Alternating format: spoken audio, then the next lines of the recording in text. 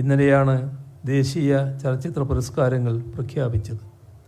കേരള സമൂഹത്തെ അപകീർത്തിപ്പെടുത്തുന്ന ഒരു ചലച്ചിത്രവും പുരസ്കാരങ്ങൾക്ക് അർഹമായവയിലുണ്ട്. ഏതെങ്കിലും തരത്തിൽ കലക്കുള്ള അംഗീകാരമായി അതിനെ കണക്കാക്കാനാവില്ല. മറിച്ച് വർഗീയ വിദ്വേഷം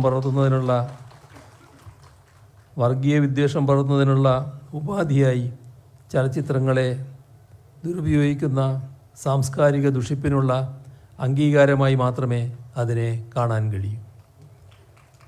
കേരളത്തിൻ്റെ മതനിരപേക്ഷ പാരമ്പര്യത്തെ അപമാനിക്കുന്നതും കേരളത്തെ ലോകസമക്ഷം അപകീർത്തിപ്പെടുത്തി അവതരിപ്പിക്കുന്നതുമായ ഒരു ചലച്ചിത്രമാണ് അംഗീകരിക്കപ്പെട്ടത്.